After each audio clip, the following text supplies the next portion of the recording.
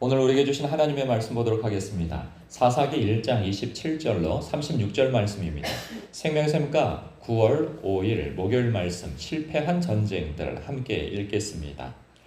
므낫세가 베스안과 그의 딸린 마을들의 주민과 다낙과 그의 딸린 마을들의 주민과 돌과 그의 딸린 마을들의 주민과 이블르함과 그의 딸린 마을들의 주민과 무깃도와 그의 딸린 마을들의 주민들을 쫓아내지 못하며 가나안 족속이 결심하고 그 땅에 거주하였더니 이스라엘이 강성한 후에야 가나안 족속에게 노역을 시켰고 다 쫓아내지 아니하였더라.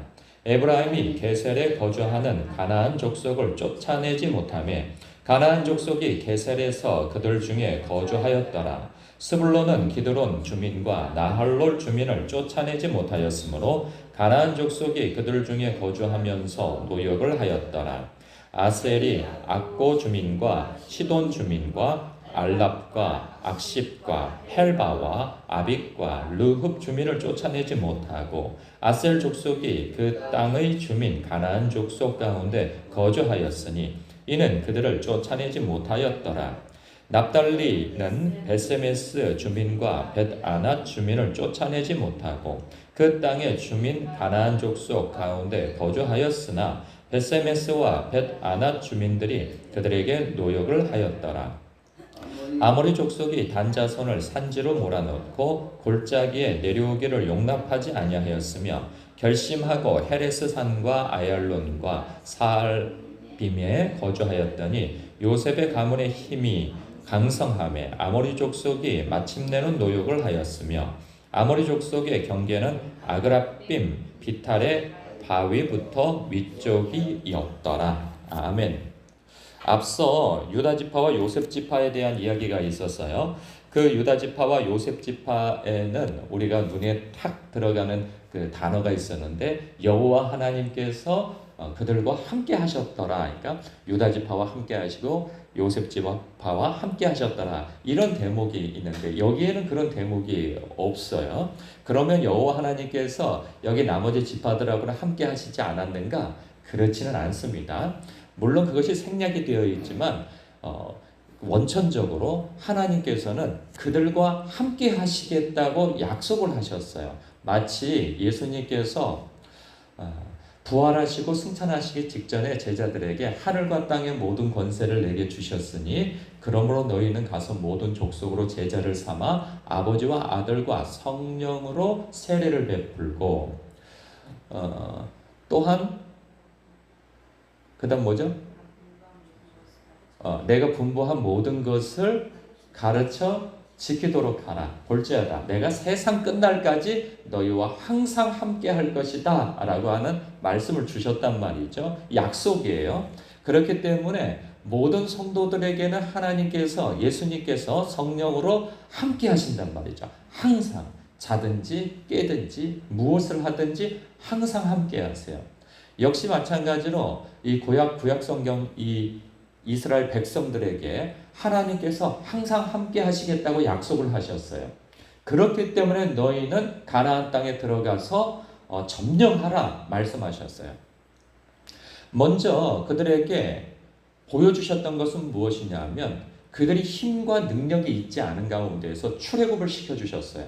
그 시대에 가장 강대국이었던 애굽 땅을 박살을 내시고 거기에서 하나님의 능력으로 구출함을 받았던 것이죠.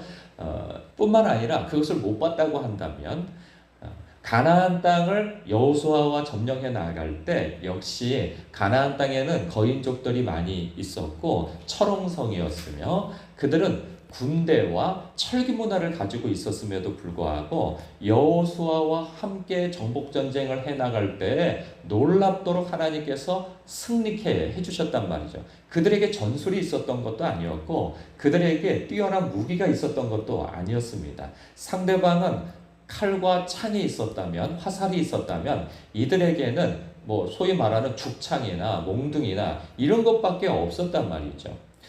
그런 아주 조합한 무기와 군사훈련도 받지 못한 그들이 나아가서 연전연승을 했을 때 그것은 자신들의 지략과 자신들의 힘과 능으로 정복한 것이 아니었단 말이에요. 그것은 내가 너희와 항상 함께 하는 것이고, 그리고 너희들이 나를 믿고 전투에 나간다면 반드시 승리할 것이다라고 하는 것을 미리 보여주신 거예요. 그래서 여호수아도 그가 이제 물러날 때에 너희들은 상대방이 철병거를 가지고 있다 할지라도 두려워하지 말아라. 하나님께서 함께 하시니 어떠한 대적도 물리칠 수 있는 능력이 너희들과 함께 하신다. 그러니 너희는 나가서 점령하라. 그리 명했단 말이죠. 그런데 놀랍게도 결과를 보면은 그들이 나가서 싸우긴 합니다. 하나님께서 함께 하셔서 승리도 많이 있었어요. 그런데 놀랍게도 오늘 본문에서 보면 차지하지 못했다, 쫓아내지 못했다 하는 얘기가 계속 나와요. 그러다가는 또 어느 곳에서는 쫓아내지 아니하였다라는 말씀도 나와요. 그러면 이거 쫓아내지 못하고 쫓아내지 않았다. 그래서 나중에 보면은 그들을 노역을 시켰다. 이런 얘기도 나옵니다. 그러면 우리는 오늘날 기준으로 생각해, 그러면 이들이 인도주의적 생각을 가지고 상대를 다 멸하지 아니하고 그들을 일부 종으로 삼아 경제적 유익을 취한 것을 했다면 이거는 굉장히 실리가 있는 것이 아니냐, 이런 생각을 가질 수 있어요. 실제로 그렇기도 합니다. 종을 삼아서 그들이 가지고 있는 그 가나안 땅의 그 지표와 땅의 그 기후와 이런 모든 것들에 대해서 알고 있잖아요. 그래서 농사 지어서 이것을 풍요롭게 할 만한 모든 지혜와 지식들이 그들에게 다 축적되어 있으니 이들을 굳이 다 죽일 필요 있습니까?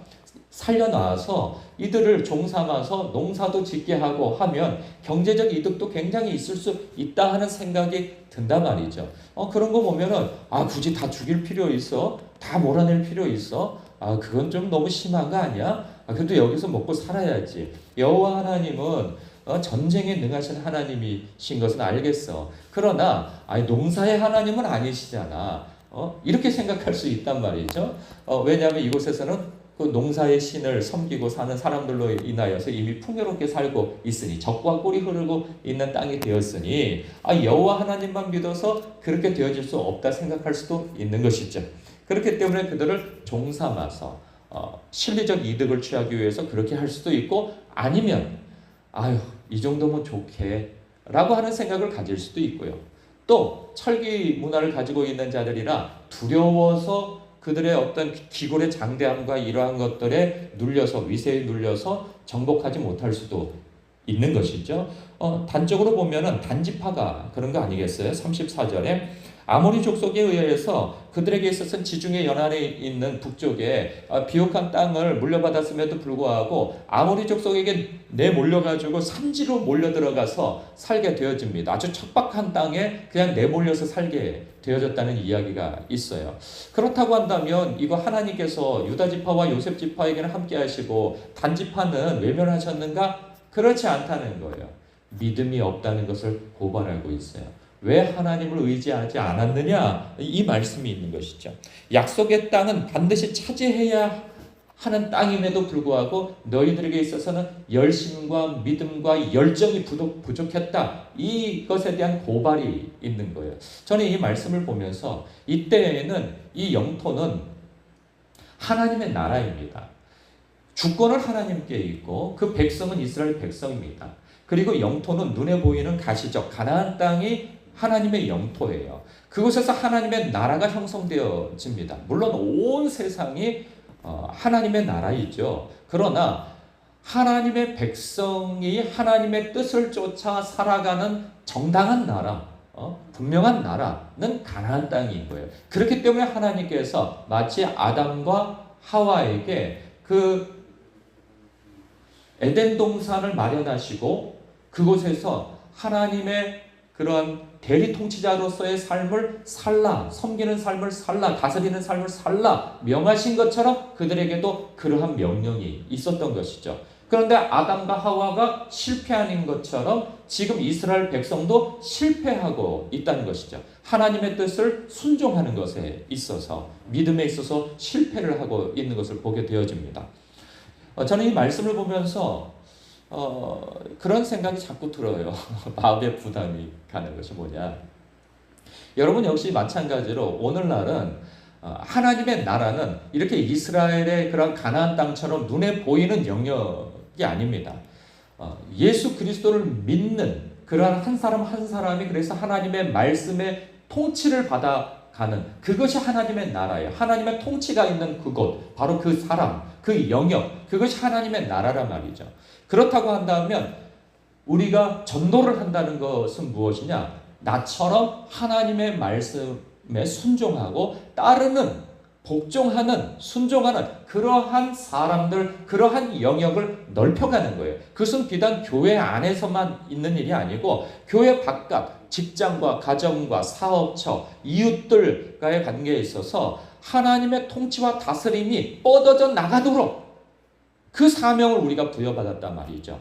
그렇기 때문에 내가 너희와 항상 함께 한다 말씀하고 계신 거예요. 쉽지 않기 때문에.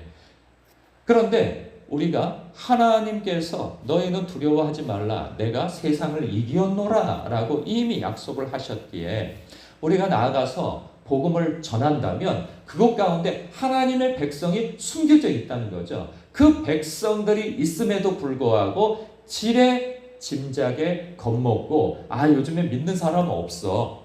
누가 복음을 전한다고 요즘에 전도가 돼. 요즘에 강팍해서 믿지 않아. 근데 생각해보면 2000년 역사 가운데 전도가 쉬웠던 때에는 거의 없었어요. 대부흥의 시대 때 성령께서 확 휩쓸고 지나가는 그때 외에는 특별히 복음이 전하는데 쉬운 때가 없었어요. 그렇게 대부흥의 시절 때에도 성경 시대 때에도 박해하는 사람들이 얼마나 많았습니까? 그런 거 보면 한 번도 쉬웠던 적은 없었어요. 문제는 우리의 믿음이 연약한 까닭인 것이죠. 하나님은 우리와 늘 항상 함께 하십니다. 그래서 하나님을 의지하여서 하나님의 영토를 넓혀 나아갈 때 우리는 믿음 없이 혹 겁먹고 두려움에 사로잡혀서 복음을 못 전하는 것은 아닌가? 이것에 대해서 돌아봐야 하는 것이죠. 또 복음을 전하는 과정 속에서 어떤 실제적인 실리를 따지느라 저 사람 전도하면 관계가 끊어질지 몰라. 저 사람이 그래도 후원도 하고 저 사람이 나의 도움이 되어주기도 하고 거래처이기도 하고 이러한 이유에서 복음을 전하지 않고 그냥 관계만 맺어가고 살아가는 사람도 있을 수 있단 말이죠. 이러한 부분에 있어서 우리가 또한 목회에 있어서도 그런 생각이 들어요. 교회는 나오는데 하나님을 몰라. 예수 그리스도를 몰라. 그리고 교회는 또 열심히 나와. 그 주일에는. 그러나 성경도 안 읽어, 기도도 안 해. 이런 것들에 대해서 전혀 일자 무식처럼 살아가는 그 사람들에게 그래 헌금만 해라 이러고 그 사람들을 대할 수는 없는 것이죠. 혹여 나에게 있어서 한 사람 한 사람에 대한 열정이 혹시 부족한 것은 아닌가? 너무 빨리 포기하는 것은 아닌가? 이러한 부분에 있어서도 이 말씀이 저로 하여금 마음에 부담감을 주는 것이 분명히 있습니다. 그래서 여러분, 저도 마찬가지고 여러분도 마찬가지고 저는 저의 영역에서 여러분은 여러분의 영역에서 혹은 게으름 때문에 혹은 실리적 이유 때문에 혹은 두려움 때문에 하나님을 향한 믿음의 불이 꺼진 것 때문에 전도의 그러한 열심이 그러한 수고를 거두어드리는 것은 아닌지 혹 돌아보셔야 할 거라는 생각이 듭니다. 이 말씀은 우리에게 주는 경고가 분명히 있습니다. 이건 칭찬을 위한 말씀이 아니에요. 보고 반면 교사로 삼으라 하는 말씀인 것이죠.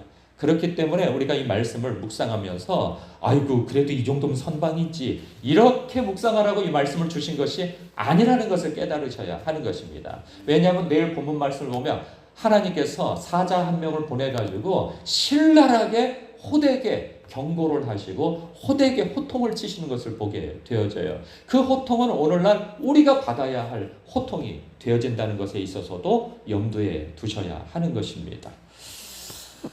기도하겠습니다.